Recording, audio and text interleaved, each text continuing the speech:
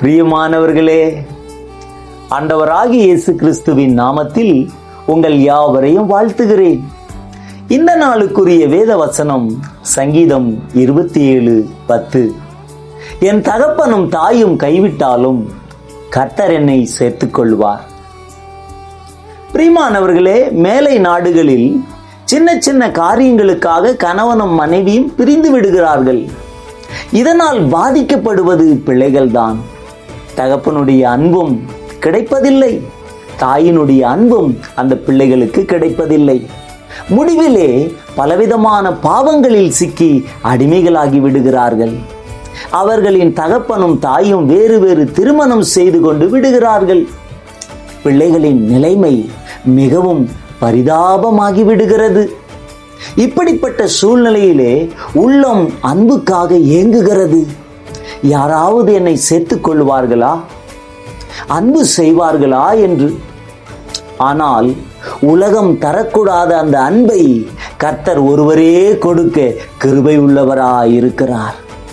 நீங்களும் இப்படிப்பட்ட நிலையில் இருக்கிறீர்களா?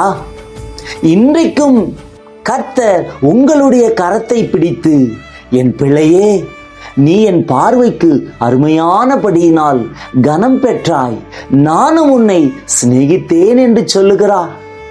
தேவ அன்பிலிருந்து நேசம் பிறக்கிறது, நேசத்திலிருந்து சிநேகம் வருகிறது. ஆனால் உலகமோ அன்புக்காக ஏங்குகிறது. இப்படிப்பட்ட சூழ்நிலையிலே நீங்களும் அன்புக்காக ஏங்குகிறீர்களோ? இதோ உங்களுக்காகவே கர்த்தர் பேசுகிறார். ஸ்திரீயானவள் தன் கர்ப்பத்தின் பிள்ளைக்கு இறங்காமல் தன் பாலகனை மறப்பாளோ? அவள் மறந்தாலும் நான் உன்னை மறப்பதில்லை என்று கர்த்தர் சொல்லுகிறார். ஆகவேதான் தாவீது, என் தகப்பனும் என் தாயும் கைவிட்டாலும் கர்த்தர் என்னை சேர்த்துக் கொள்வார் என்று சொல்லுகிறார். அன்பான தேவ பிள்ளைகளே, உங்களை யாரும் ஏற்றுக்கொள்ளவில்லையா? சேர்த்துக் கொள்ளவில்லையா?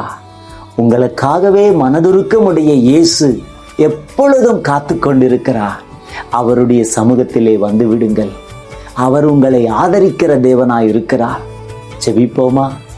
அன்பின் பரலோக பிதாவே, என் தகப்பனும் தாயும் கைவிட்டாலும் கர்த்தர் என்னை சேர்த்துக் கொள்வார் என்ற வார்த்தையின்படி இன்றைக்கு எத்தனையோ குடும்பங்கள், எத்தனையோ பிள்ளைகள், எத்தனையோ சபை மக்கள் அநாதைகளாக்கப்பட்டு அடிமைகளாக்கப்பட்டு அன்புக்காக ஏங்கிக் கொண்டிருக்கிறார்கள். அப்பா, அன்பு செய்கிற தேவனே, தம்முடைய அன்பை எல்லாம் விளங்க பண்ணின தேவனே, ஒவ்வொரு பிள்ளைகள் மேலும் உம்முடைய அன்பும் பாசமும் நேசமும் இப்பொழுதே கடந்து செல்வதாக ஒவ்வொருவரையும் மாற்றி தேற்றுவீராக. தகப்பனும் தாயும் கைவிட்ட சூழ்நிலையிலே அநாதைகளாய் இருக்கிறேன் என்று உணர்கிற பிள்ளைகளை இப்பொழுதே ஆற்றி தேற்றும்படியாய் ஜெபிக்கிறேன். பரிபூரண சந்தோஷமும் மகிழ்ச்சியும் உண்டாகட்டும். துதி கன மகிமை எல்லாம் உமக்கே செலுத்துகிறேன்.